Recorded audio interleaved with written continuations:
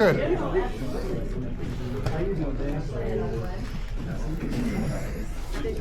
Whoa. I want right here. But then I can't get here. I need a good goddamn picture. I got a bunch of them, Teddy. I even sent you some, remember? and that'll get you from there. Did you see that? I saw one of my recent things. I went over to Equal Rights Commission. Yeah. I was trying to file it. And they were turning assholes. You know, have I ever been a dick to any of the things I've done? Really? I'm always mellow, aren't I? But anyways, the security guard comes up and grabs me and pulls me back, and I just had surgery the day before. Reno PD didn't arrest him, but Joe Capitol Police.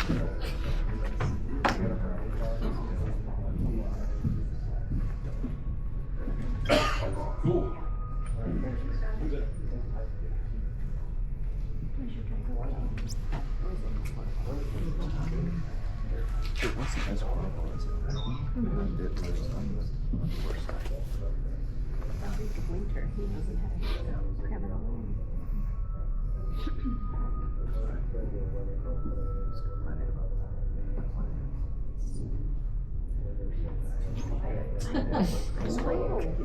I have 30 seconds. Just following. Okay. Bree, are we ready to record? Yes, go ahead. Thank you so much. I'm going to call the Board of Supervisors back to order.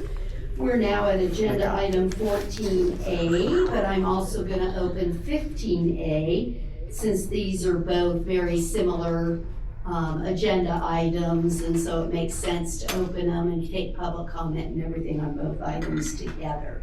So we're going to start with the sheriff's presentation, please. I appreciate it. Thank you, Sheriff Furlong, for the record, and I'll just do a slight introduction here.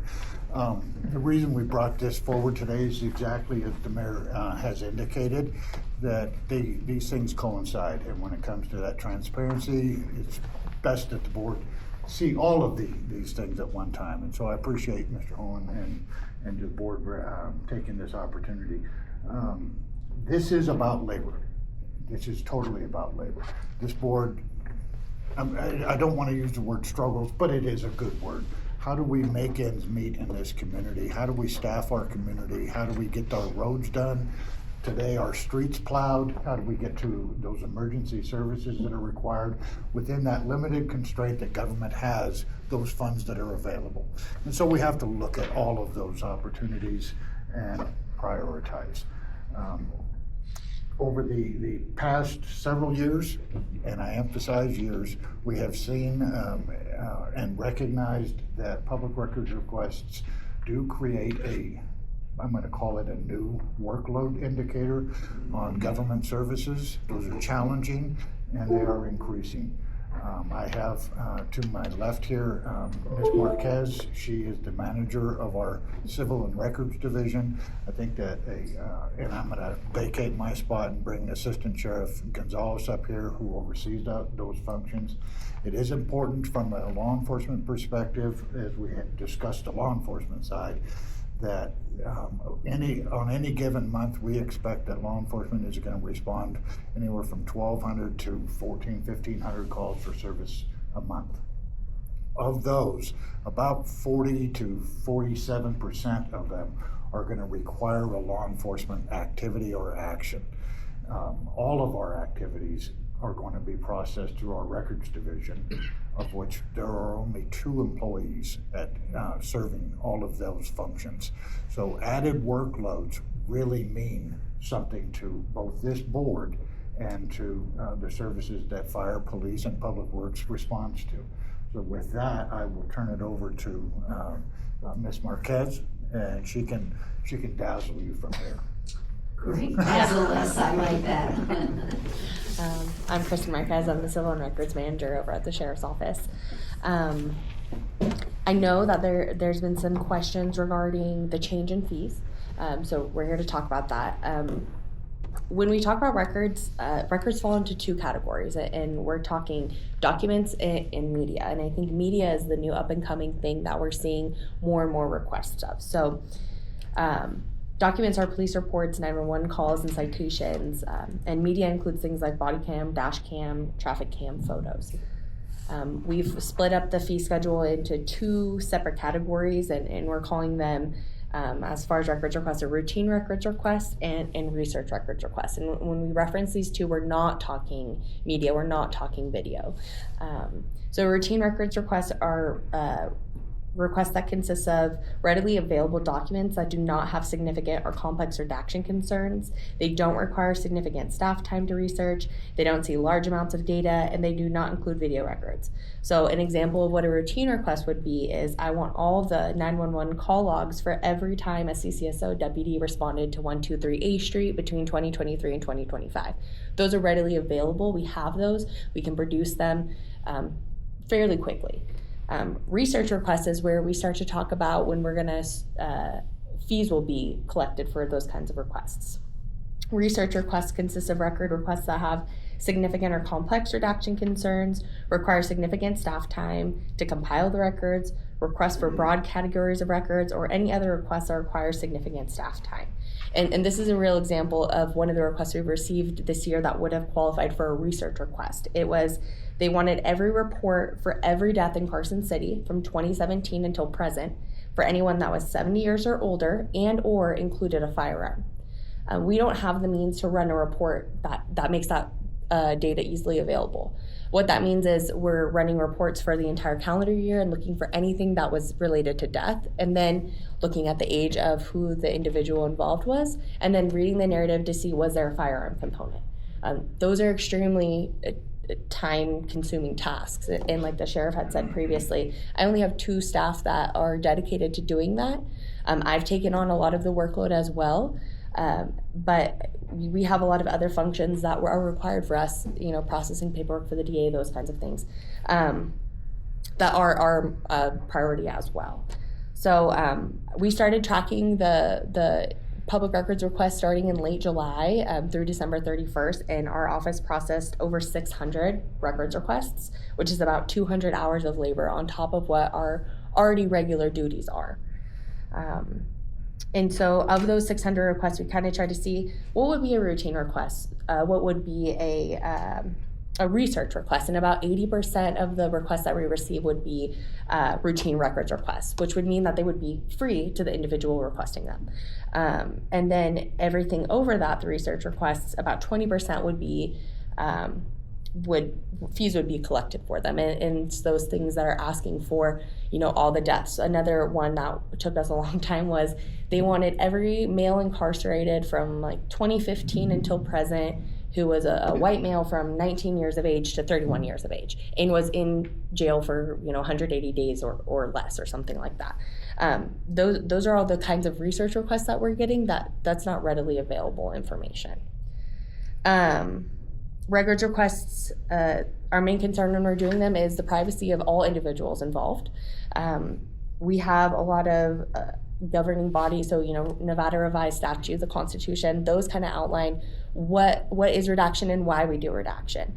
So examples of things you redact that are pretty common: personal information, so your date of birth, your social security number, driver's license, addresses, those kinds of things. Victim information, we're required by law to protect them. Juvenile information, we're required by law to protect them. And witness information. So when we're talking about a piece of paper, it's a little bit more cut and dry. It's the same format every time we do it. We know what to look for.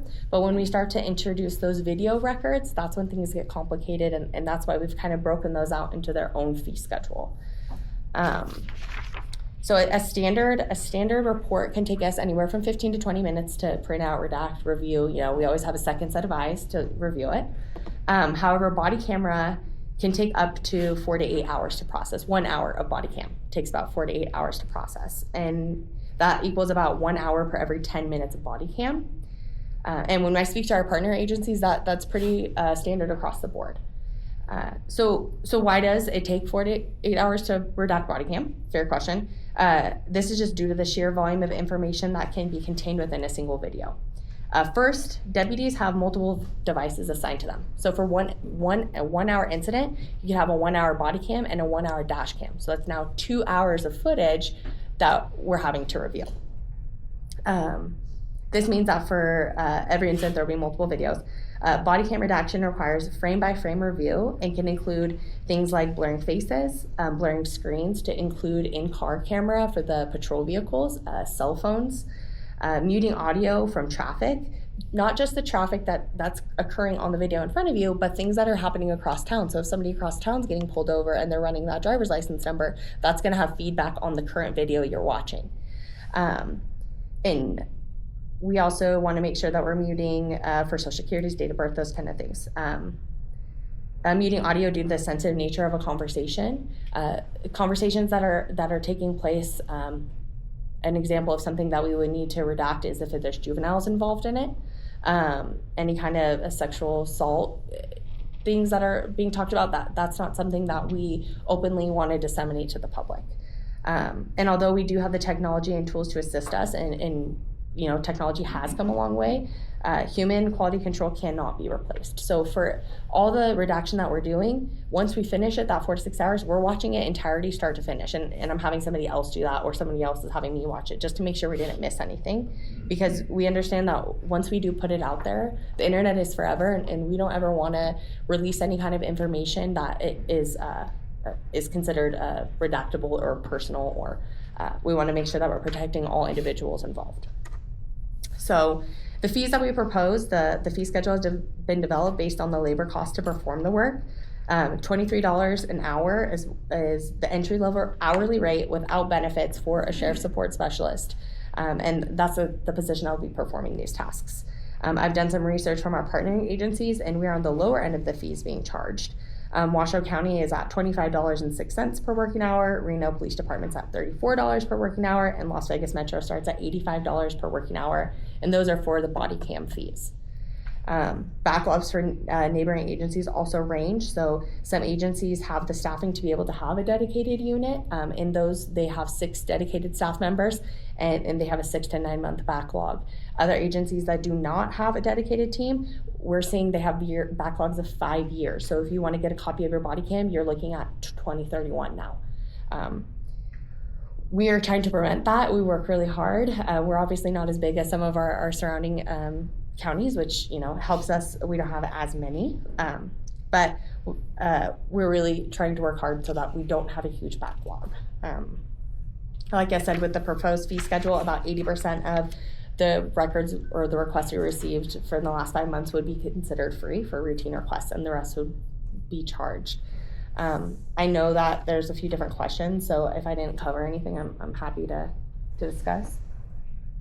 Oh, and sorry, lastly, I should have started with this, but I didn't, is we had a proposed fee in here for viewing, and we're happy to just strike that entirely. And I don't know if anything else needs to be done other than just saying that. What you're specifically talking about? Yeah. 274. Yeah, it's a body worn or vehicle camera video fees, review and redaction fee, and viewing fee. It's for staff time. We're happy to strike that. So, The viewing fee. Yeah. So if you want to come in, not all videos we can disseminate, but you can always come in and view them. And so we have to assign staff time to do that. And so we're trying to come up with a better way that we can view it that's a little bit more efficient for us and efficient for the person watching it. so you're suggesting removing that? Yeah, entirely. We'll strike it from the fee schedule. Wasn't that in the late material? I'm sorry. It was. No, it wasn't. No, that wasn't in the late. Because it was, I didn't see it. Doesn't mean it wasn't.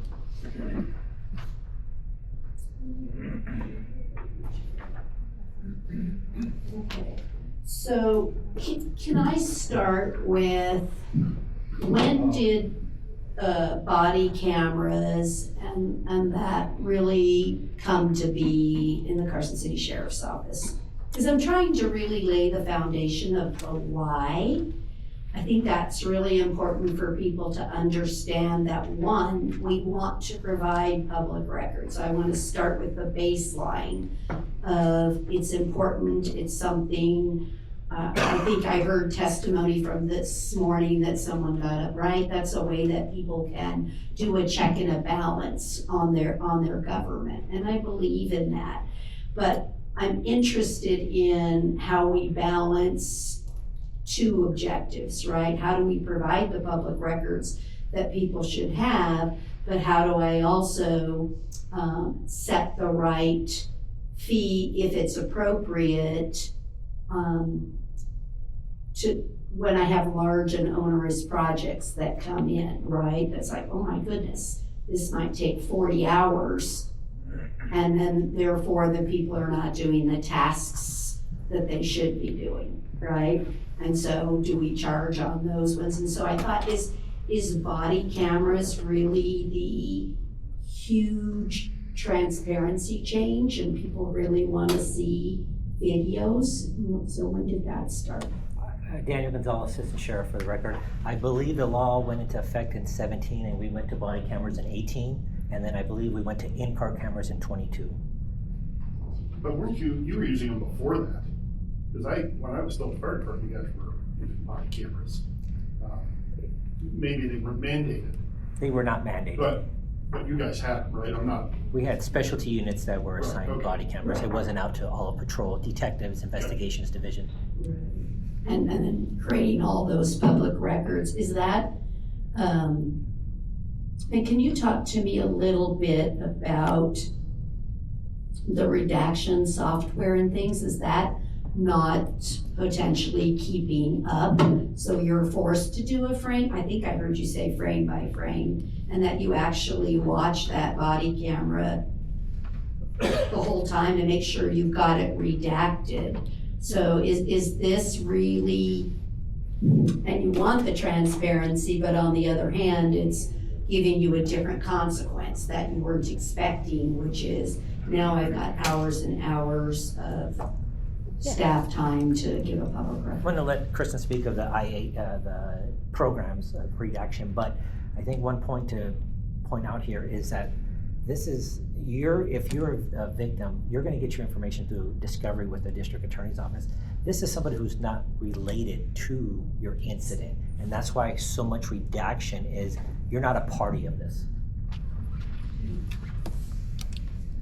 So agreed, Carson Marquez. The public records request, once a case is closed and adjudicated, people can request whatever they would like. And so we do have technology. We do have Axon, which is our platform for our body cams. They have a redaction studio tool. And the tool is very helpful, but it's not perfect. And sometimes, technology can be overly helpful when it doesn't need to be, and sometimes it can't process what's going on. So a really good example of that is you can blur things like faces or screens. But sometimes it can't capture, it won't blur the whole face, or it won't, excuse me, it won't blur if your reflection in the window, you can still see the person's face. A kid drives by on a bike, it's not always capturing that. So it's things like driver's licenses. It will blur the face of the driver's license, but it won't redact out the name and the driver's license number and where they live. So although it's very helpful, it's not perfect. So it's really good at getting us started. But once we kind of dive into it, we realize, oh, it missed this, it missed that. And so again, our office's priority is always the privacy of everybody, any kind of information that's on that. And again, we don't always know where it's going. I mean, we get requests from research institutes and people wanting body cam for incidents, and they live across the country. It's not always necessarily staying in our community, and it's not always necessarily being used by the victim or the other individuals involved. And so again, we just want to make sure that we're really careful on what kinds of stuff we're releasing, especially since it's going to go on the internet and we transmit it through email or a download link. So once it's out there forever. So I really want to clarify and make sure that we as a board understand who can obtain records for free. Because I think that some people believe this is going to start charging everybody, and it's not. But I really want to make sure on the record who is obtaining free records. So the first 10 hours, everybody, the whole community, anybody that requests a record. First 10 hours, is your routine ones. Yeah, so as long as they're a routine request, which those are they don't require a bunch of compiling of data and that kind of thing, and they're not including videos. The first 10 hours is free. Doesn't matter who you are. Doesn't matter who you are.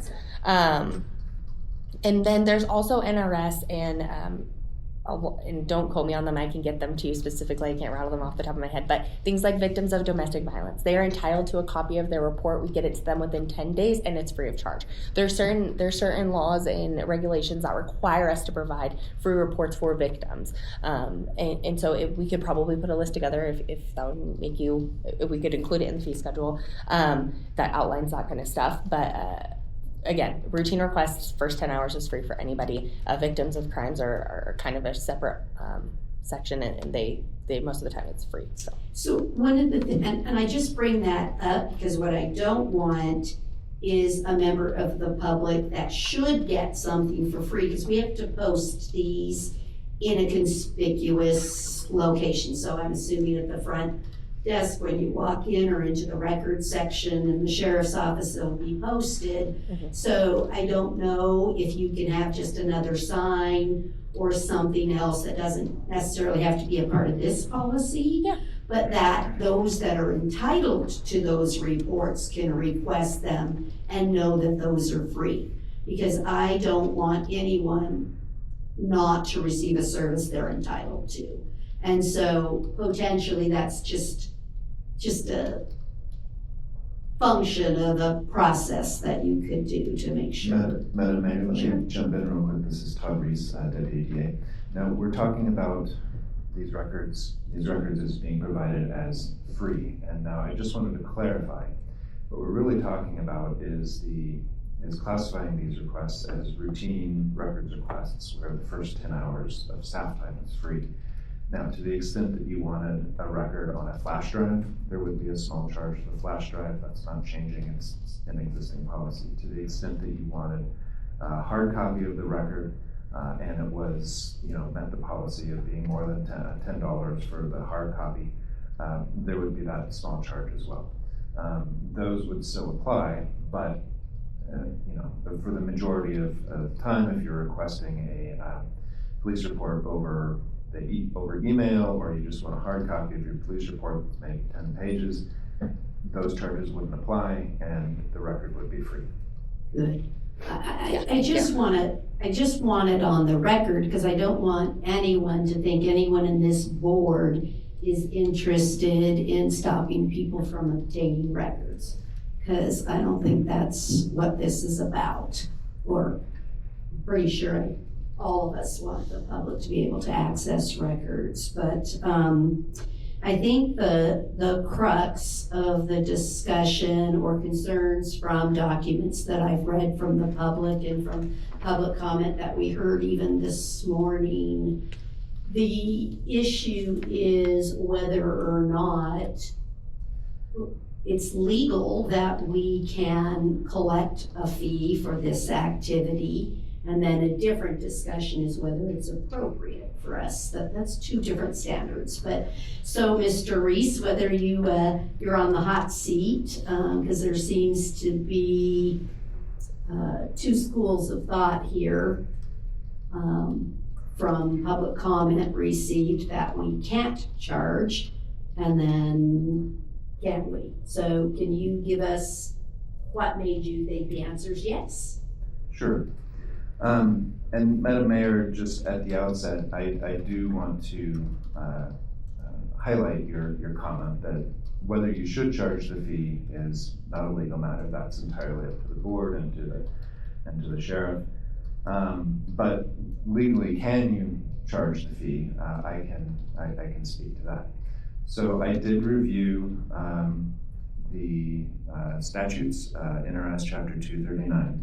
I reviewed the legislative history. I reviewed other municipalities' fee schedules around the area. I reviewed the AG's manuals and training materials recently. And the law changed in 2019. There was a bill that went through the legislature, SB 278, I believe. 287. 287, okay, SB 287, that, yeah, I've got it in front of me. That went through the legislature, and as part of that, there was a large discussion about what fees should be charged, and really what language should be a part of the public records fees provisions. As part of that, the extraordinary fees provision, which used to exist, was eliminated. NRS 239.055 used to provide that extraordinary fees could be charged in the amount of 50 cents per page. That was eliminated. Now, some of the language in the legislature did suggest that the measure would eliminate the authority of an entity to charge additional fee for providing a copy of the public record when extraordinary use of personnel or resources is required. However, the legislators did explain that, and they said that they were concerned about the either large requests or time-consuming requests.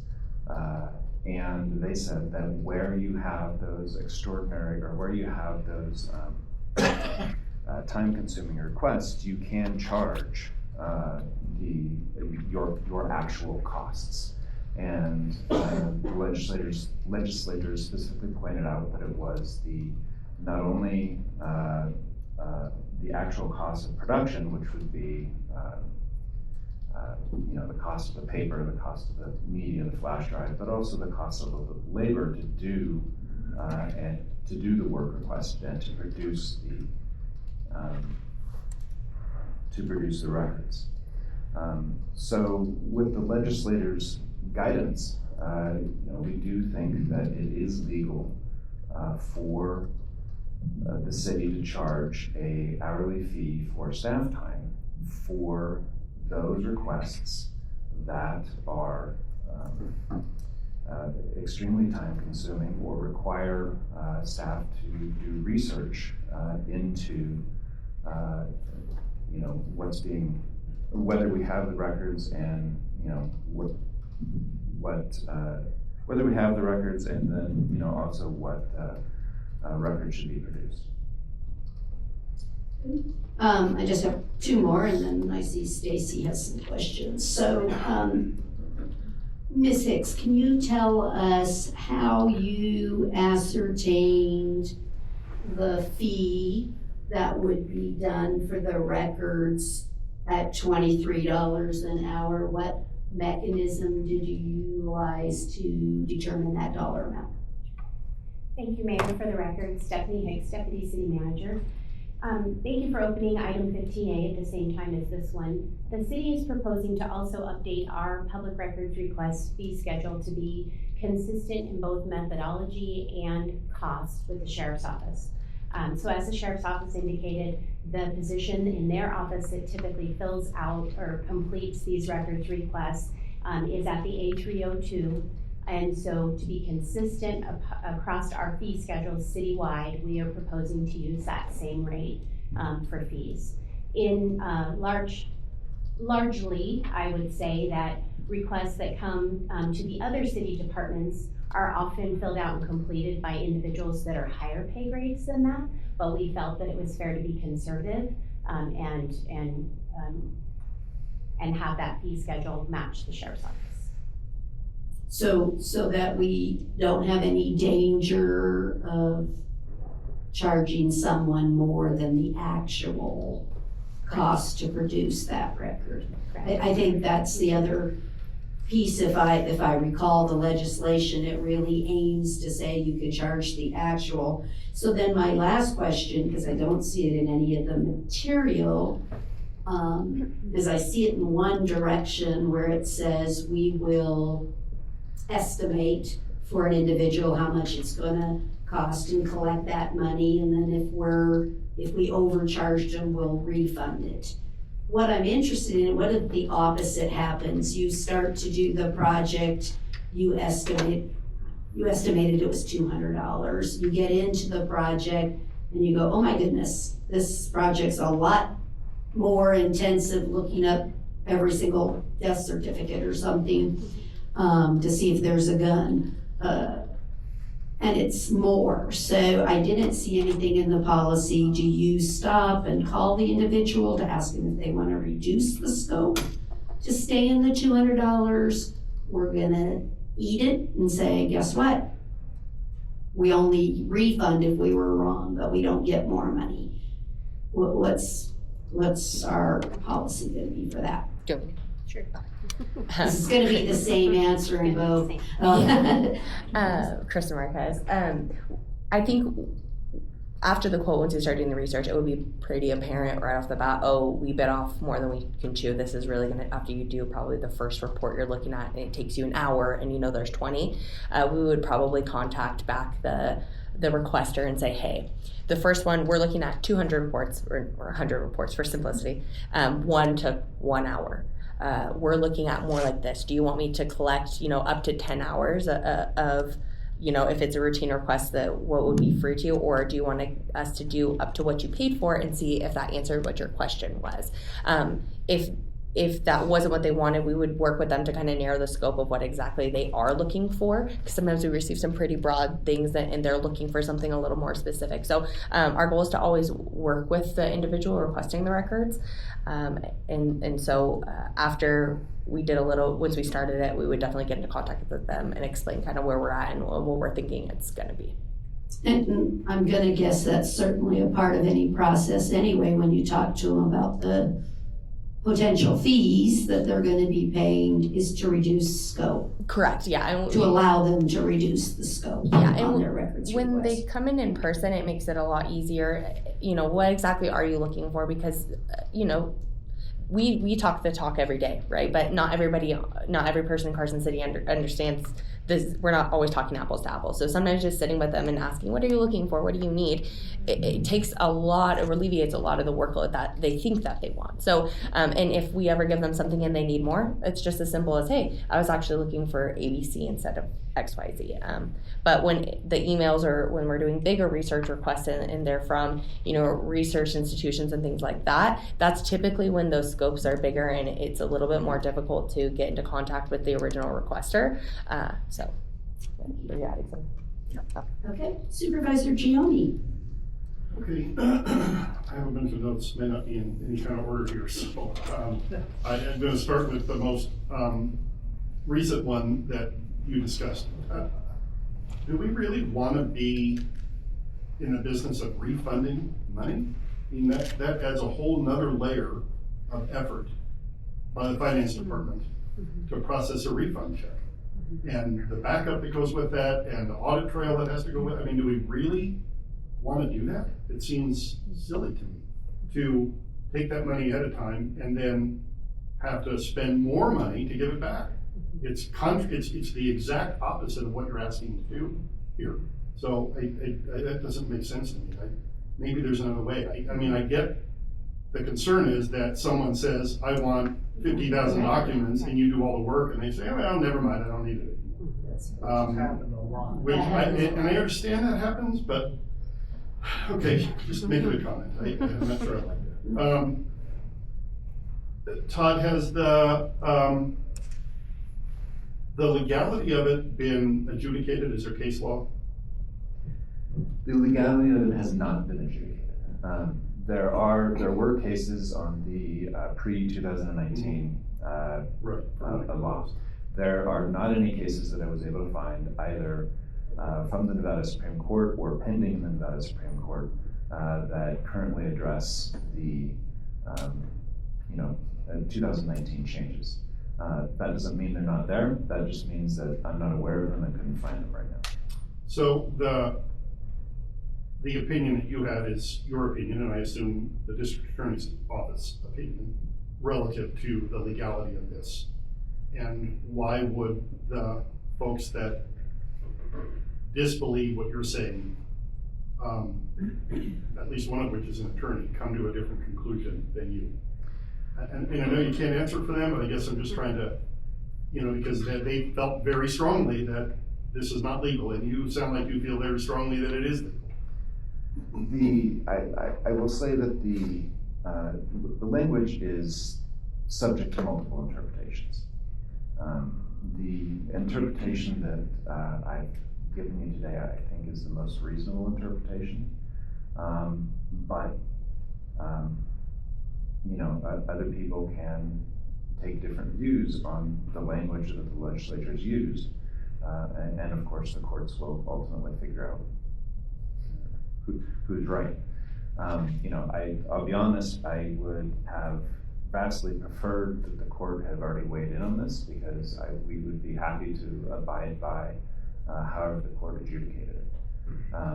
But the court hasn't, so we've done our best effort at what we think is a reasonable interpretation given the language of the statute and the language of the legislative history. So if we are sued for this, I would interpret your comment to mean that you felt we had a reasonable chance to be successful in defending that suit. Yes, if you're asking me, I do think Because that... it probably would be you, so. Yeah, I do think that I could stand up in court and give a reasonable defense of the position we've taken. Okay. Give me a sec. I would like to see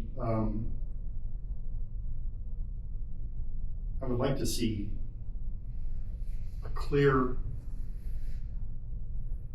delineation of who gets what for free. I don't like that that's not in here. Generally speaking, I don't like to restate things that are allowed by law.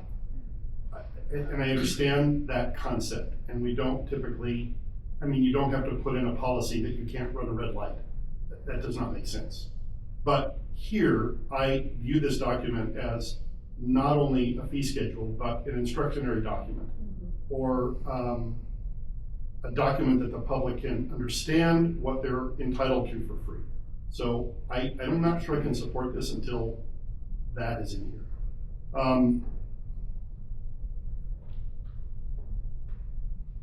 Can I ask why you would have to redact pictures of someone who are driving by in public? There's no expectation of privacy in public. What is the need to redact someone who may be walking by a dash cam video on a public street? Not necessarily adults, but juveniles. Still. Just for There's yeah. no, it's not the law. Yeah, people. There's absolutely I mean, not the law. There's no expectation of privacy in public, Correct. regardless of your age. correct. There is images of peace officers are not public record. That's one of the biggest things that we redact is images of police officers, and that was what I was talking about in the reflection of cameras and stuff like that. You're right. There's no expectation of privacy, or there's no expectation of privacy in public. However, we do err on the side of just being overly cautious. Juveniles, we're wary of that kind of thing. It would be mostly like if they were standing in like their garage or something like that. There's just a wide variety of things that we see. So if you're, there's a citation, you're standing in your garage, they pull over in front of your house, I would blur out your garage and you. Okay. Those kinds of things. It's still Yeah. unnecessary, but. We just, like I said, our number one goal is the privacy of I'm just individuals. asking because I don't think the public should pay for work that doesn't need to be done. I understand. And you mentioned a couple of instances of work that I don't feel needs to be done. And I don't think we should be charging them for that.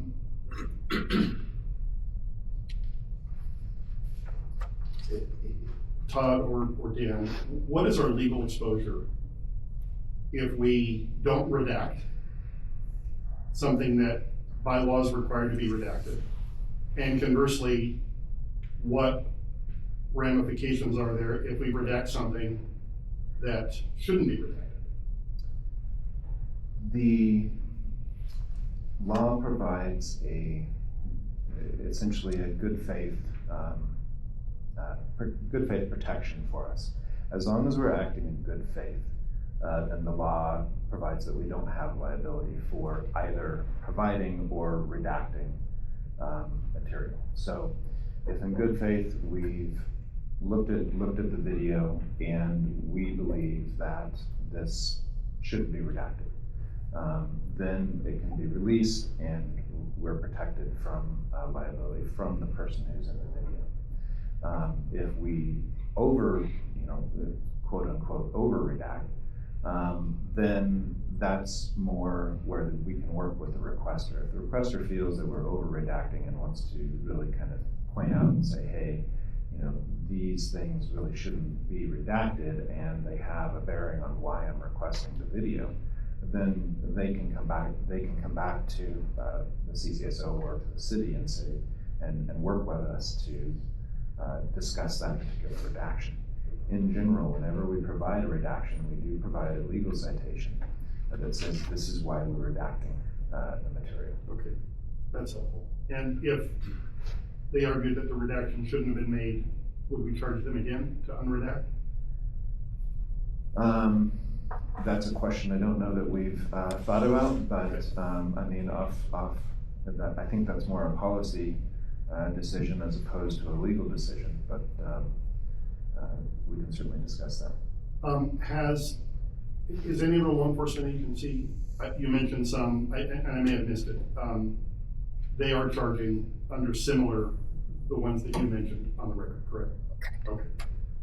And then my last question is, many years ago, Scott's predecessor, we're going back some predecessors, undertook, we're talking years ago, a massive effort to digitize all property records. Scott doesn't have to research property records. Someone goes to Scott and says, give me every home that Maurice White has bought in the last 40 years. You don't have to do that. You can say, nope, records are all there, you gotta find them. So why don't we do that? Is that effort beyond realistic? Is it too cost prohibitive? Then you don't have to answer that question as to give me every murder that was occurred by a gun on the third Tuesday of the fourth month of the ninth, you get what I'm saying. We have digitized all the case reports, I think all the way up until 2004. We're about 2 years shy from when Tiburon went live. Right. The issue is we put that out, it's every social security number, it's every rape, and so. Well, I guess I understand what's there. I guess what I'm asking is, have we ever looked at what the cost would be to pre-redact those items? Has that ever been investigated? Just asking the question. Because then you take away the need and you say, here you go, here's the records. Take a look. You do the research. Just for clarification, like Kristen broke these off into do different things. You have these routine, which is a paper record. A lot of this that we're talking about redaction is media. To put stuff out that hasn't been redacted, we just put every body camera out there and never be able to pull that back. And so not talking about that. Not talking about that. We have never. I was using the example that she mentioned where she said, please get me every, I don't remember, there were two examples that were not media examples. They were not media examples. Yes. They were deaths with a gun and whatever it was, incarceration. Yeah, so I'll be here 3 years this year, and in that 3 years, no, we have not. We take reports, there's probably anywhere between 7,000 and 10,000 reports taken a year.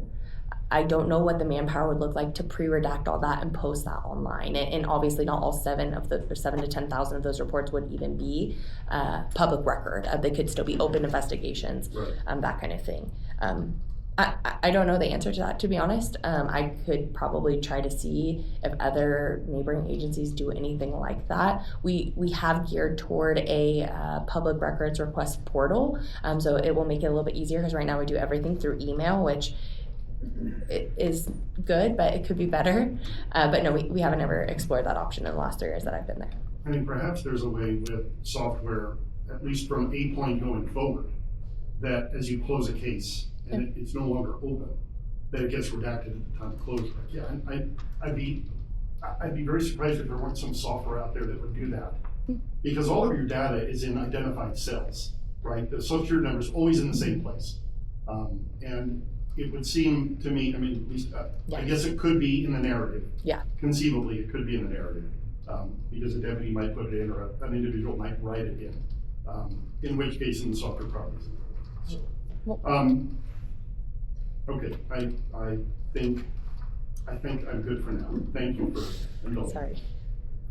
Supervisor White? Thank you. I'm a little unclear on how the end result of this fee schedule idea is going to work. Are we going to have two separate fee schedules? One for Carson City General and one for the Sheriff's Department? For the record, Stephanie Hicks, Deputy City Manager. We would, I mean, as this was proposed, there are two separate fee schedules. I think currently, there are already fees that the Sheriff's Office has that are different from the rest of the city for the types of records that they provide. But again, our goal is for that methodology and for the cost to be consistent. So even though there are two separate fee schedules, we would be doing it the same across the city.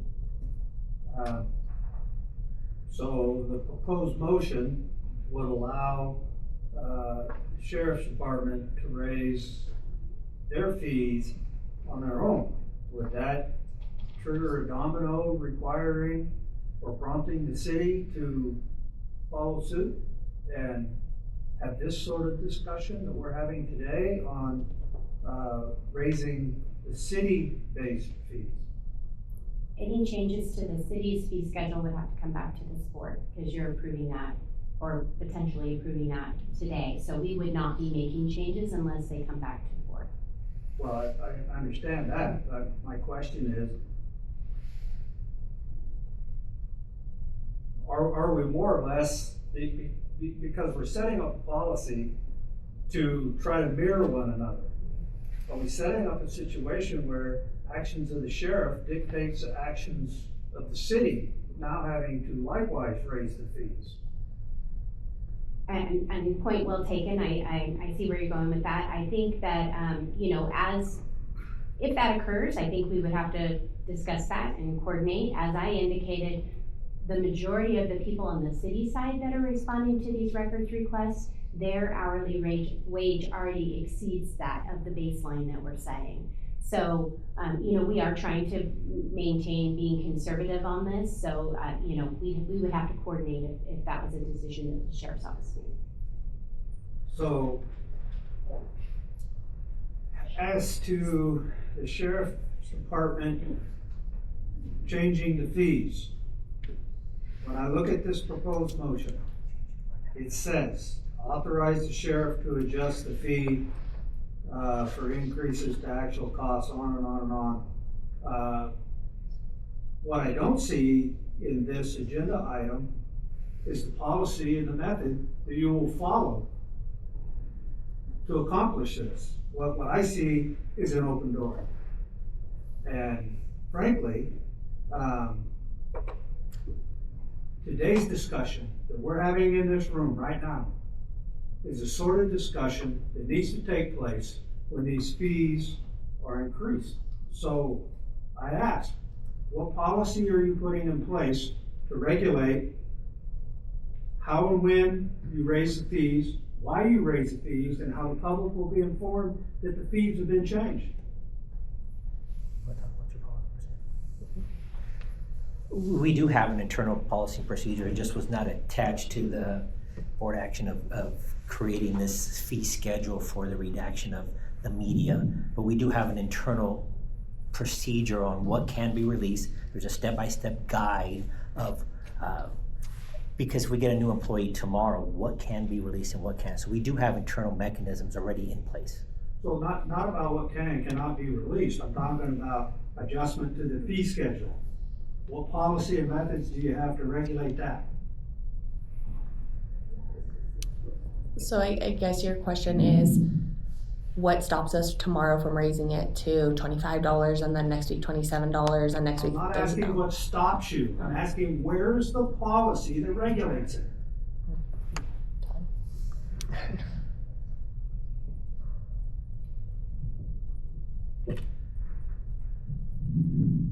Let me take a step back for a second and answer a question that you also asked with the policy question, which was how would the public be notified?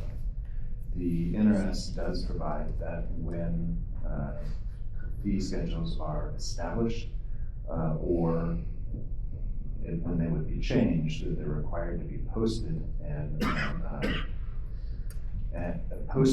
so that the public can see them, so the public can be informed about what the fees are. So before any fee can be changed, it would need to be posted so the public can see it.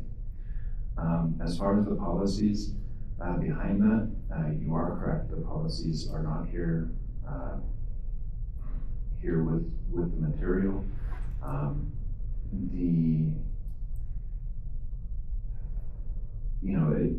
The policies, I'm going to say, it's more, fortunately I can't comment too much on the policy. That's for the departments versus the DA's office to really develop. And I think that if they were, if you approve the fee schedule, then that would have to be developed. Let me ask So, go ahead. I can circle this. You're asking us to approve something today and you're going to tell us later how you're gonna do that? I'm not giving that wide open door to anybody. As to Stacy's questions about redaction, you used the example that you would redact somebody that was standing in their garage, happened to be a neighbor across the street from a traffic stop, that you would redact that. So what you're saying is you would redact a potential witness? There are certain NRSs and NACs that protect witness information. So potentially if they were a witness, and I think Todd can speak a little bit more to the legality of that. It would depend on, I think what you're asking, and correct me if I'm wrong, if somebody were accused of a crime or involved in a dispute, and they were requesting the video to see who might be witnesses, that if somebody's involved in a particular case, that information can be requested either through their through the case, through their public defender if they're a defendant, through a subpoena if they're suing the city or suing somebody else, or through the DA's office through the discovery process, again, if they're involved in a case. The public records requests are generally referring to people who are not associated with the case, who are requesting information about a particular case or a particular document or other information.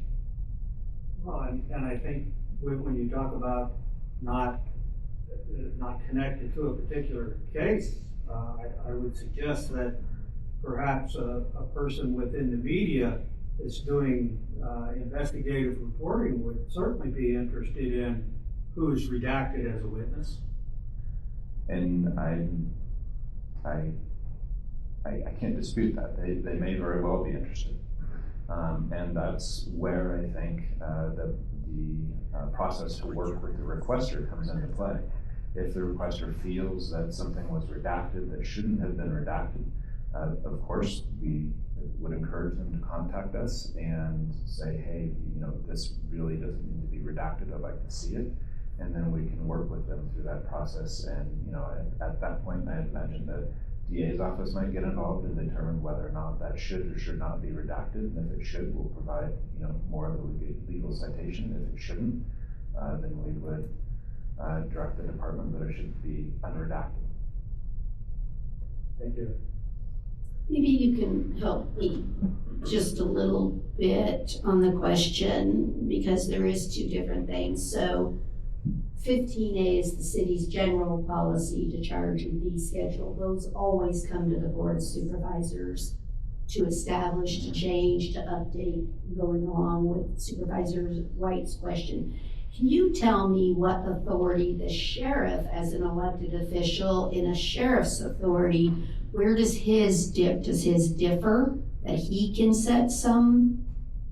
I think it's important that we understand the difference. The sheriff is an elected official, as are, the clerk recorder and several others here within the city. The elected officials do have substantial leeway within their own departments to set their own policies. In this case, the sheriff does in fact have a policy manual that the sheriff has established to govern the sheriff's office. So he would have the authority to establish policies that would apply to the CCSO. So I'm gonna put him on the spot because it's just the way it goes, Kenny. So while you have a policy, and what was recommended here is that you could do up to 10%. So taken with today's discussions, would you be all right if we just struck that? Because the objective is we're bringing the fee schedules together. In this particular case, not all your other fees, because those are ones you do, but this particular one, we're trying to keep married with the general charge for public records. So I'm just asking in this case if you would be okay with whenever I need to bring a fee schedule update and the city brings the fee. Is that all right with you? Because it's really, I don't want to step on places where it's your authority, but we really want the schedules to match. So we don't want you to be increasing it and we're not, I think is the objective. And how often does this 10%, is that annually? That he could do it 10%? I'm interested in your help. I want to help you get your fees if necessary, but we want to make sure that it doesn't become onerous and stop records either. Thank you for the record, Sheriff Furlong. Obviously, the goal here is to provide the service to the people that are requesting these services and to have the labor force available to provide that so that it can be delivered. I do enjoy working with the city. I always have. I think that's a necessary function of the sheriff. I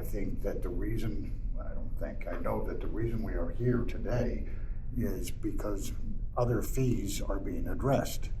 And so I can tell you that I enjoy having policies that are consistent and practices that are consistent, so that no matter whether you go to Mr. Hohen's office or to the city manager's office or to the sheriff's office, there is some level of consistency. So I'm just suggesting or asking that you wouldn't have a problem if we struck that up to 10% you could increase it. You just bring back your fee schedule whenever it's appropriate to bring back fee schedules. Where are you referencing the So 10%? It's in the motion. Just Okay. read, I move to approve the fee schedule as presented. Is that correct? Yes, Well, yeah, and striking Authorizing potentially sheriff. the viewing fee. We want to get rid of authorizing the sheriff to increase it 10%. Correct. Well, and here's an aspect that just came to my mind. When we talk about in this motion, authorizing the sheriff to increase actual cost. Suppose your high-paid 25-year employee retires, you put a rookie on that desk. Should we be talking about reducing? Because NRS says we can't be way over either. This is the lowest fee. I think we put that on the record already, but let's do the that. 23. This is our lowest entry position. Yeah, 20. Step one, we aren't charging any of them at the, Yeah, $23 an hour is It's the the entry. minimum, it's the minimum Yeah. hourly fee Right. Okay. for the job I classification. absolutely agree with you, Maurice, yeah. Can I ask a quick question? Sure, you Why can do ask we- lots of them. Sorry, Kurt. his hand was up before. But it's germane to what's going on. Why not have one policy? Why not have one fee schedule? Why can't we put it all in one fee schedule? Maybe Go ahead, Mr. Yu can answer that, because we've been having some fun debates about this, so go ahead. Oh, he's got his NRS pulled up. Oh. Scary. Well, I just wanted to hop on the record and say that I agree this is a really fun debate, and that's all I had to add. No, I'm kidding. Really fun debate. I'm hearing lots of different things here, and one of the things that I wanted to just emphasize for the record is this, and I appreciate the sheriff coming up to the witness table to speak on behalf of the sheriff's office. Through our research, what we found is that the term governmental entity, this goes back to a question a couple of minutes ago. Governmental entity is used in NRS Chapter 239 as it relates to the Regulating Public Records Act and requests here in Nevada. It captures local subdivisions and also elected officials. There are statutory requirements that apply to the Board of Supervisors, the city as a whole, but then also to elected officials, in this case, the sheriff. So what I mean by that is, yes, there's a lot of discussion about internal policies and so on and so forth, but with respect to the legality of being able to implement and charge those fees, the statutory process is you've got to post it, you've got to make the public aware, right? So that, in a sense, also addresses, at least in part, I believe, Supervisor White's concern. What I mean by that is the sheriff actually has that inherent authority per statute to post his own schedule. My understanding is that the reason why both of these fee schedules are being brought together simultaneously for concurrent consideration and review is to facilitate a couple of different things. Number one, to facilitate uniformity and consistency. As the sheriff pointed out, it is always nice to have uniformity throughout the city.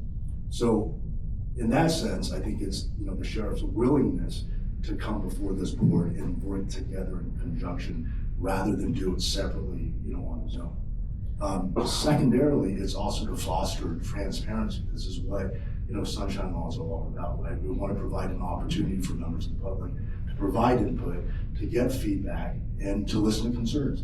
We've heard since the very outset of these agenda items being open on the record, there are lots of concerns. I want to go back in time to what Mr. Reese said earlier on the record, which is very true. I think the one thing that all the parties can attest to is that as of right now, based on current research, there does not appear to be, I cannot say categorically that there is not, but at this time does not appear to be any sort of binding legal precedent that says with absolute certainty these public records fees can or cannot include personnel type. What Mr. Reese was saying earlier is that based on a comprehensive review and research process over the course of the last several weeks, he's landed upon the determination that it is more likely than not, and we think we're on pretty solid legal grounds, if this matter were to be litigated, that we have a lot of defensible avenues to pursue. That being said, a lot of other discussion points on the record today relate purely to policy and not to legal matters. As for legal matters, of course, we're happy to address those things. I would also point out, just if nothing else, just as another point of consideration, I saw, of course, the open letter that was addressed to the Board of Supervisors. One of the things that was really interesting to me and kind of stuck out in my mind is that there is, of course, an absence of a citation to any sort of case law. And I would think that, I think it was one of the supervisors, perhaps Supervisor Giomi, you had noted earlier that there was at least one party on the other side of things who also happens to be a practicing attorney. And if you're a practicing attorney and you are lodging strong objections to the adoption of the policy and you're saying it is quote unquote unlawful, then certainly you would provide a legal citation to binding precedent. So to me, that's telling and probably is confirmation of the fact that all parties can agree that at this point, there's no binding precedent. It's just that there are persuasive arguments, I would say, on both sides of the aisle. I think it's also notable that, we're talking about 2019 changes in legislative language. The Attorney General's office, of course, it's not the enforcement agency, right? Disputes when it comes to public records requests are ultimately resolved in the court of law. That's how it works statutorily. The Attorney General's office, however, is also that branch of government, the state agency that provides a lot of guidance and training. And as recently as 2023, they provided in their training manual via PowerPoint presentation, and they specifically cited to that provision in statute, and they noted, based on legislative history and discussions during committee meetings at the legislature, that the legislators had decided specifically not to include in that language personnel costs, whether to include or not to exclude. The discussion point was the difference between a routine request and requests that are extremely burdensome or quote unquote onerous. And I think that's a lot of what discussion points are turning on today. What's routine and what's onerous? As to internal policies, of course, the sheriff's office has every right from an operational standpoint as an elected official to develop his own internal policies. That is not a requirement to be posted along with a fee schedule. The fee schedule itself speaks for itself. And the only question here is, well, are certain portions of it legal? And I think really that certain portion we're really addressing today is a personnel cost. But again, to kind of wrap things up, is I believe it's the goodwill and the good faith endeavor of the sheriff today to coordinate with this legislative body so that we can perhaps bring some degree of uniformity in developing concurrent fee schedules. Should I follow up with a question then? I don't understand. If the sheriff has the authority, why is this item here? He can implement it himself? So I'm missing something. And that's a great question, Mayor. And I thought that I had addressed that, but maybe I'll try to be clear. Again, my understanding in having had discussions with the sheriff is that he wanted to bring this to the board simultaneously for transparency, for uniformity. It's a coordinated effort in the sense that I'd say probably 95% of the fee schedule, fees overlap. They're consistent with one another.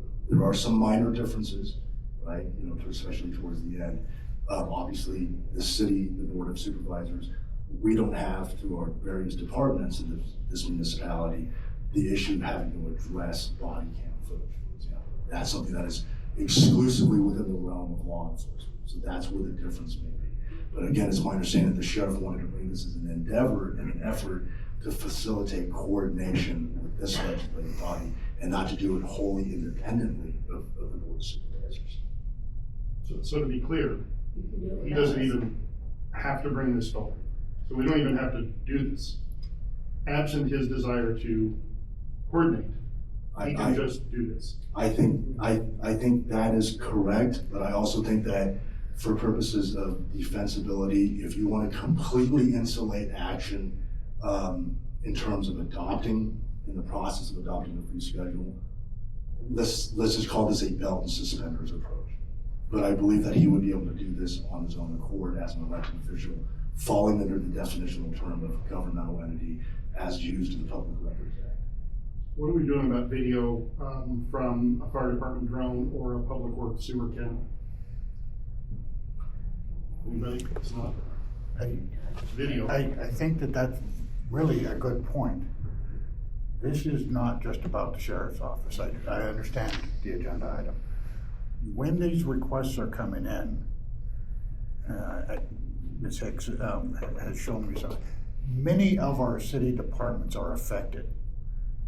Okay, a request that's ultimately going to land at the sheriff's office may have begun at City Hall or other departments within the city. And so when we do offer that cooperation, that coordinated efforts, I think that puts the city in a very good position to understand it. We're not always just talking about one department, and that's why I'm here today. Well, I guess that's why I go back to my original question, which I don't think Dan addressed. Why not have one schedule? There's other video in the city. There's this video. If somebody wants it. There's security video. There is other video in the city. The records requests that we've received to date for video has tended to focus on the sheriff's office and body cam video.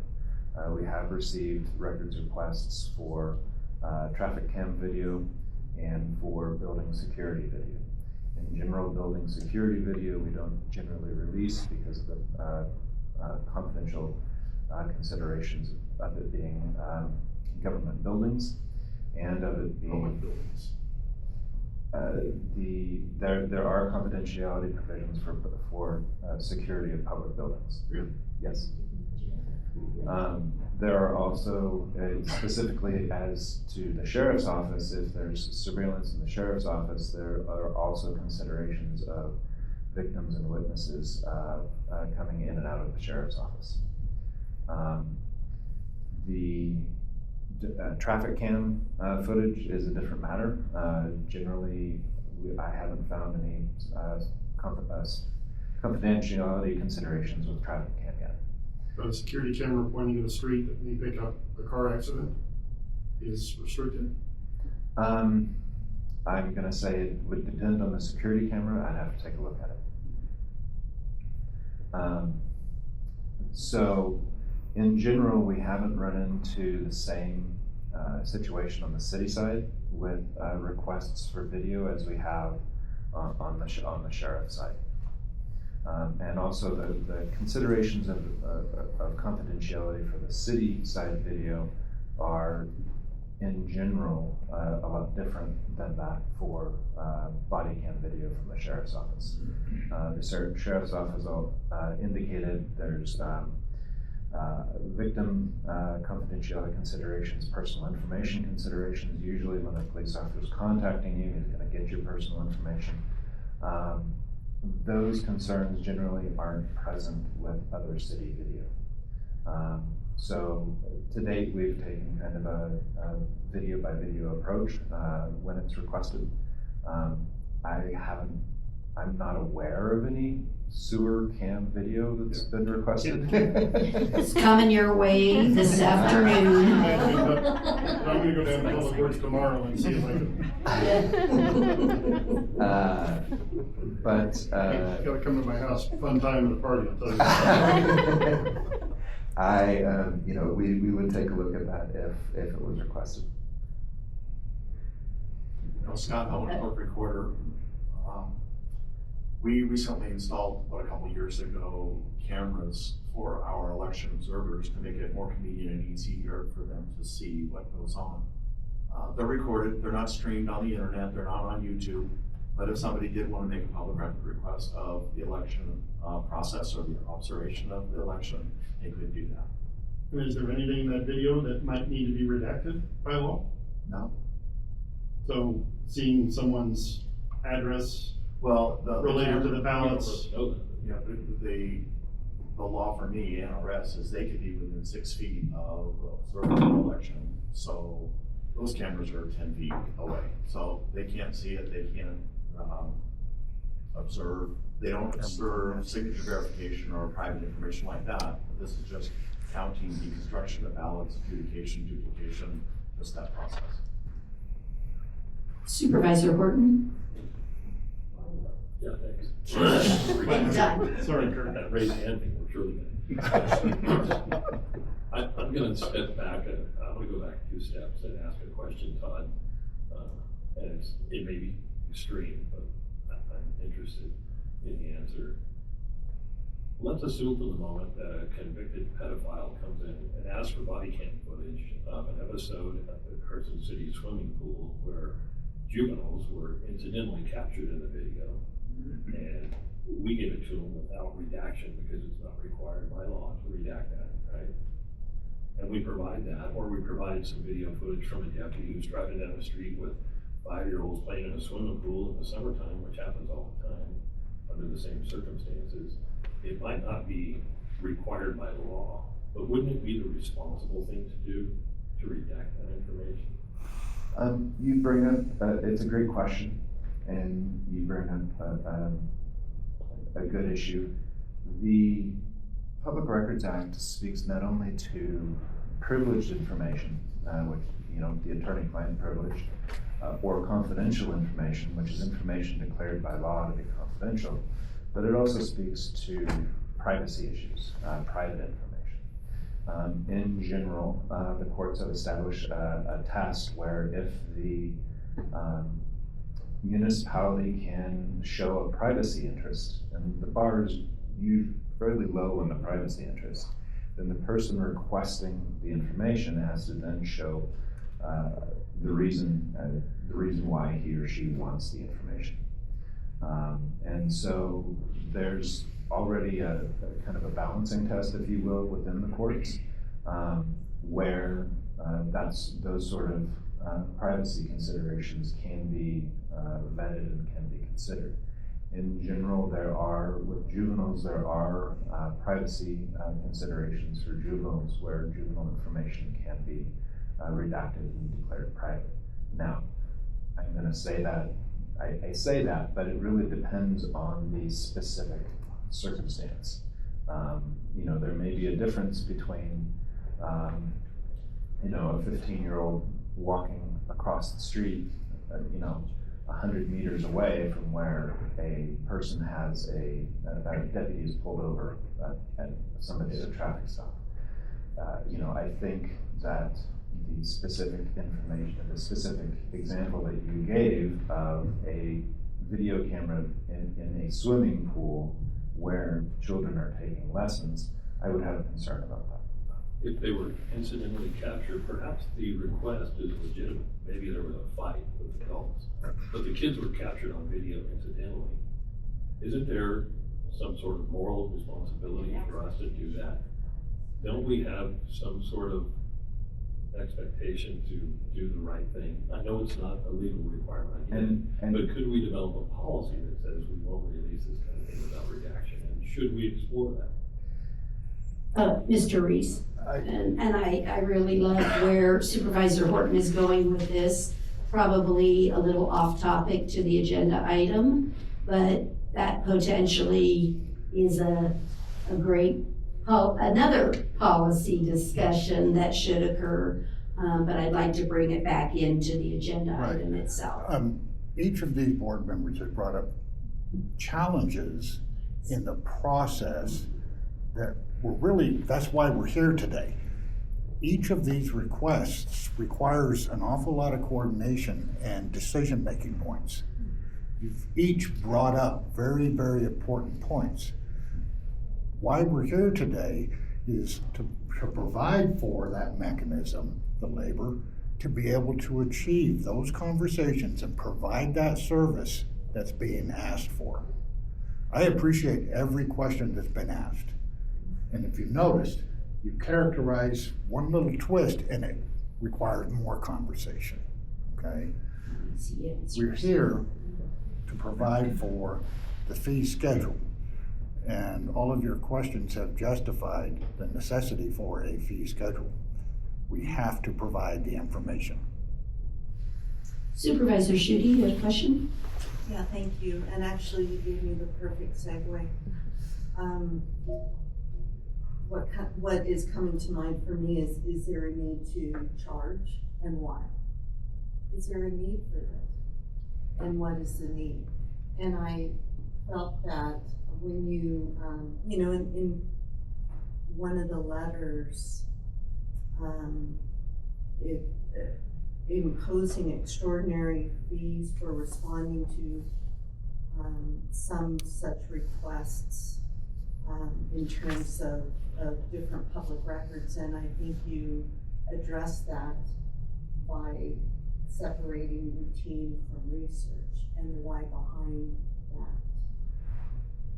I think that is really helpful. That frame by frame review for the media, for body camera, for the dash cams. There are so many variables that we need to be mindful of, that the expectation of privacy, the personal information that isn't appropriate to put out, while still being respectful of the process of information and being able to have access to it. So again, that need to charge and why. And then if we really want to be thoughtful and provide the information that is requested, how do we do that appropriately and correctly? And that takes labor, that takes time, that takes hours. Something that was interesting in some of the letters and the public comment and was, citizens are trying to access records their tax dollars paid for, and engage with their local government. And absolutely, that is a right, and it's important to be able to do that. But I'm not sure if any one citizen is paying for hours and hours and hours of public records and the labor that needs to take place, rightfully so, to be able to make these records available.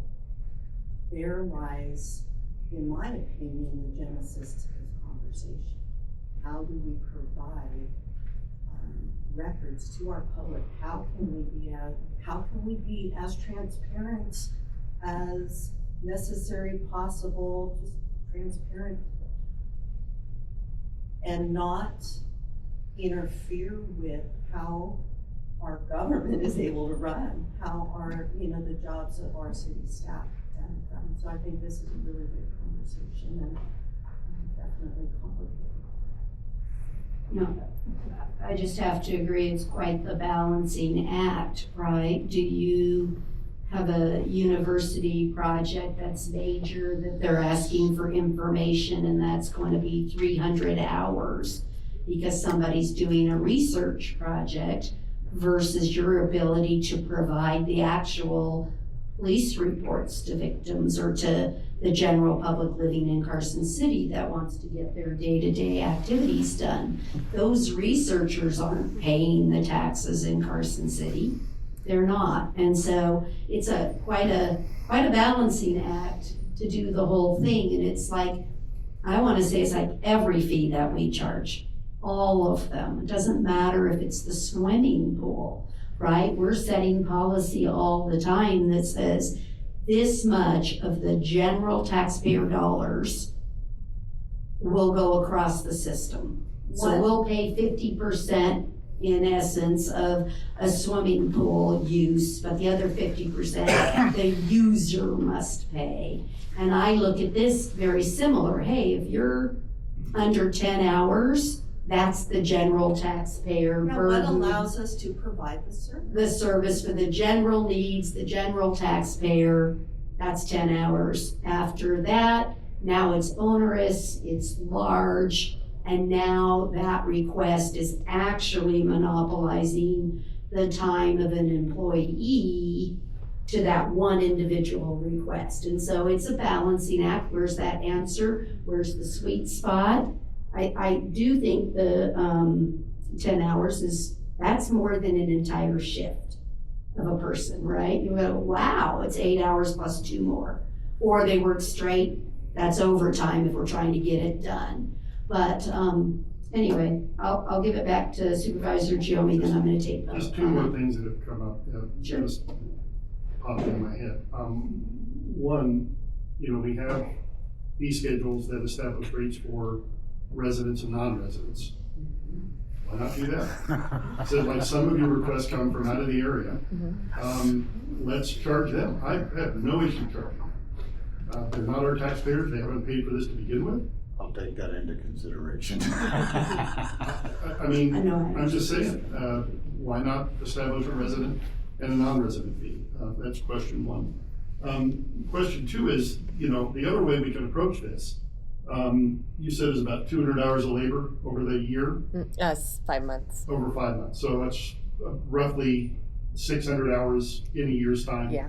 It's still less than a half-time employee. Let's just give Kenny an employee and not address this. Let's just give him a half-time employee, put it in the budget. Where are you gonna get that money? I already can't fix the potholes. That's the point. Thank you. No, I mean, it Mayor, is are too, you it's saying that general we can't come up fund. with a half-fund position? No, I'm saying it's not just Kenny, it's across our entire system. And, we get that question all the time. Why can't you fix the potholes? Because we keep getting peeled off all these types of issues, not this in and of itself, but when you take the cumulative answers. In response to that, it's our job to decide what a priority Yes, is. That's I our agree. job to decide what a priority I is. agree. So we you're asking me to decide today, is it a higher priority for us to charge our citizens for something that is a public record, or is it more important for us to allow them to have access to those public records, and we have to cut something somewhere else. 2 hours less in the library, whatever the case may be. I want to compliment the two of you Yeah. on this exchange, because that was my opening statement. It's challenging. Where does this priority We fall? know. Oh, trust us. How they're Nothing easy. processed is up to me. That's not something the board deals with. Our policies for processing these. But the two of you just brought this conversation full circle. Right. Where does this priority lie? We're offering you the ability we're offering the sheriff's office, in my case, the ability to provide for that without you having to leave that pothole at that street. I get it. You're bringing forward a need that you have, that you're trying to satisfy. Trying And to a way satisfy. to satisfy. You can't do it with your current staffing levels. I think we all understand. Yeah, so, and on this table is a consistency here that's trying to be achieved by the city. And being, separate from the city, so to speak, the sheriff being separate, I think that that's very complimentary to the public and to everybody who's interested in this topic. I still say that record request for residents should be different than city. And yes, for the record, Stephanie Hicks, Deputy City Manager. I just wanted to kind of add to the discussion about the needs and just provide you some raw numbers.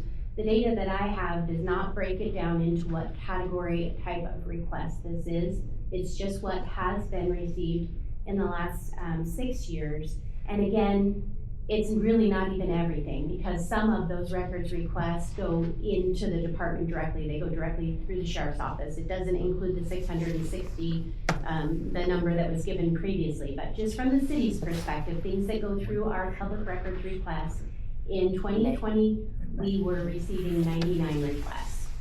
In 21, that went up to 168. 22, 379 requests. 23, 423 requests. In 24, we received 530 public records requests. And in 25, we received 441. Out of those, again, there are some that go directly to the departments that don't get logged in that number. About 10% of those are from the sheriff's office. They are requests through them. 17 fire, 16 courts. But 57% of those actually, in 25, were requests to other city departments. So other city departments had to take the time and provide that service to the requester. And so just from a data standpoint, I just wanted to provide you all with that information. Thank you so much. I think what I'm going to do now is go ahead and come to public comment on the item. We already had some earlier, but just in case somebody heard all this or didn't comment this morning and wants to now, come on up. And then we'll bring it back up. Give it a second.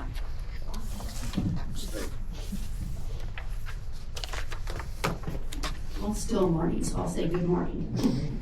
Good morning. I'm going to talk fast. I timed myself earlier so I don't get cut off. Okay.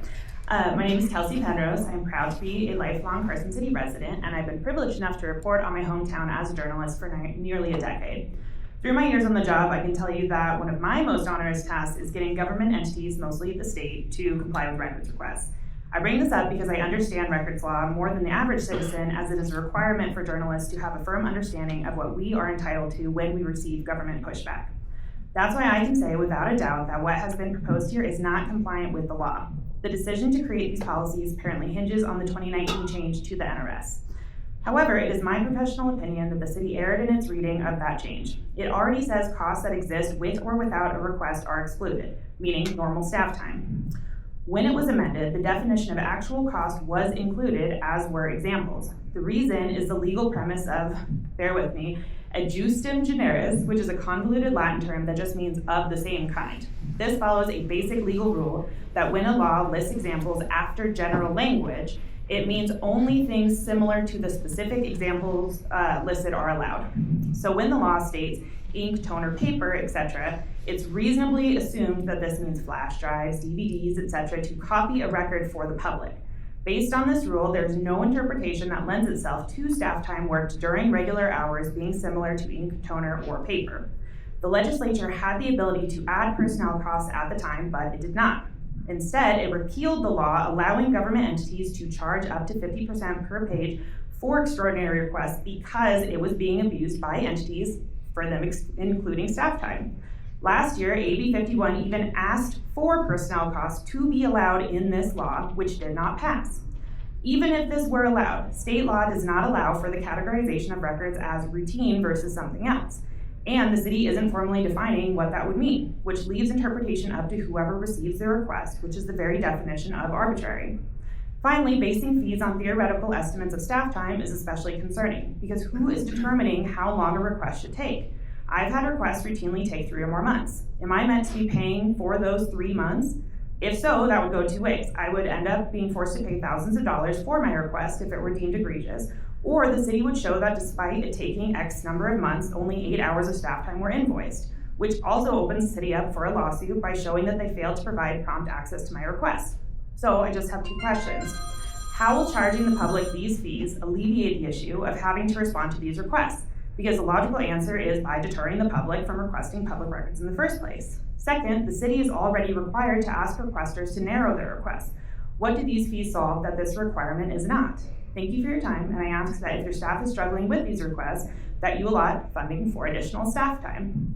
Do I have extra time? I've got 5 seconds. As to redaction component, it's my understanding deputies can waive their right to redaction. It's up to them. And also, PC reports are pre-redacted because the sheriff's office very graciously sends them to the media most mornings. Thank you so much. I appreciate it. Good job. Thank you. Kelsey tried as hard as she could. Good job. I'm good. Thank you. Okay.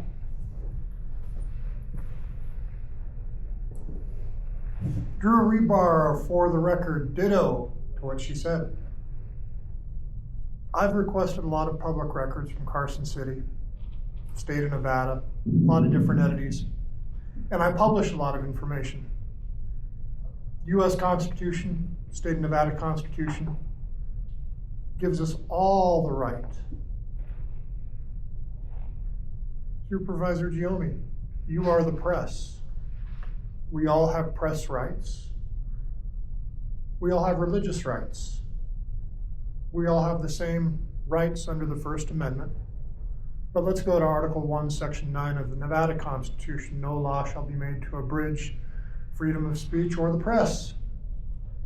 But yet here we are, you guys have said that press media does a lot of requests, and you want to take away their ability to get free information to disseminate to the public.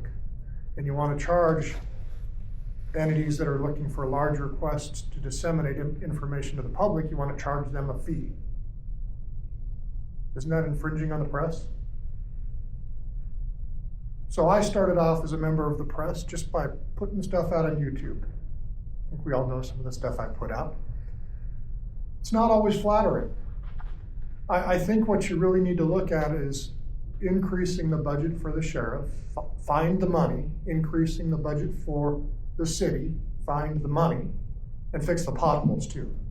I know it's a challenge, but we need to be more open with our government. Our government needs to be more accountable to the people, because I think we, the people, believe, at least I believe, the government's hiding a lot of information. And some of the public records I've got have found that.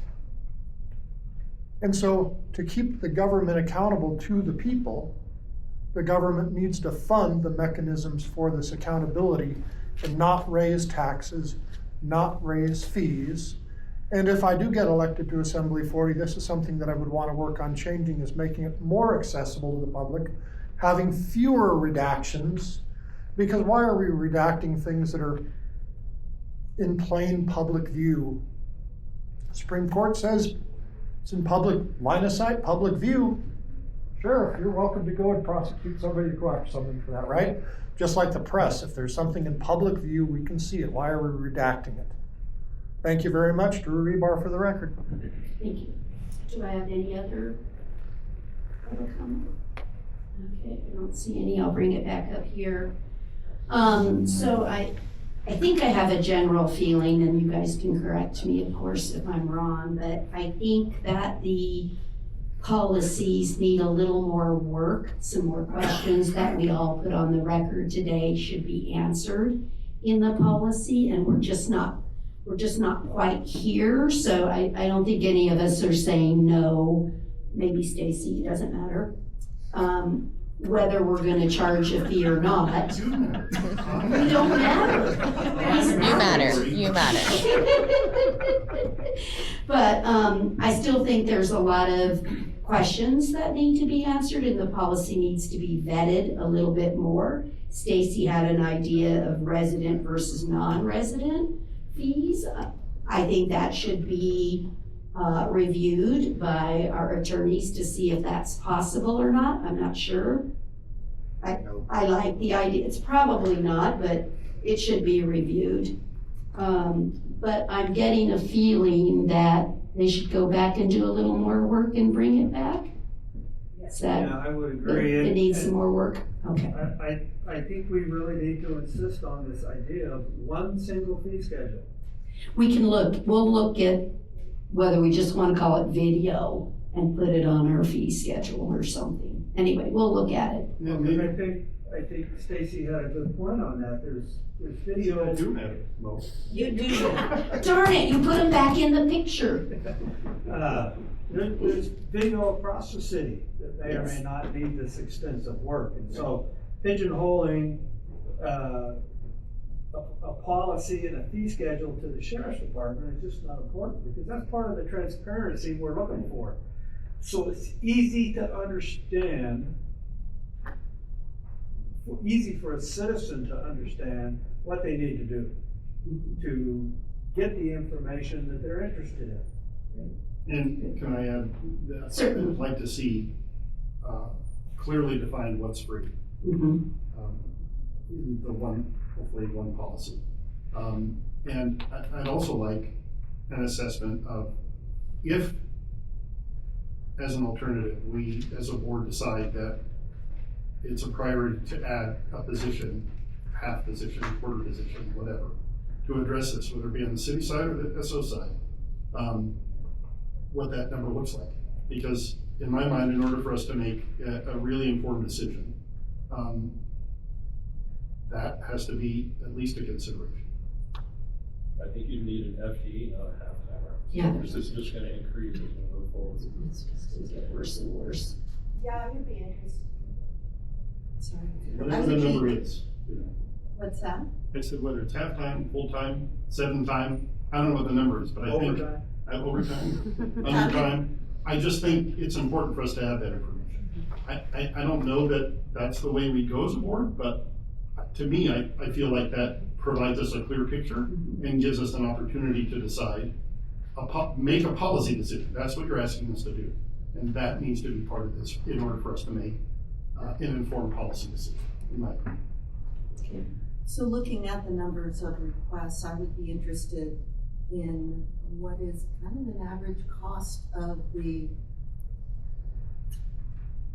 top 5%, 10% of the research users. And just so that we have an idea of what we're looking at financially.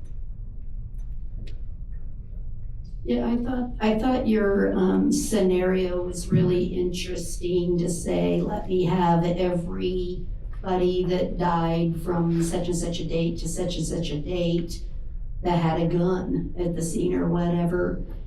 It's not, you're actually researching for them to find those. It's not, why isn't it that they get to say, I want all the death records for the 5 years, and they do their own research, so that you could just push the button? Where in the law does it say we have to do the research? And those are just questions. It doesn't, but you see what I'm saying is, why are we reading them all and finding the ones with the gun or the Hispanic or the, right? It's like, no, here's the records, do your own research.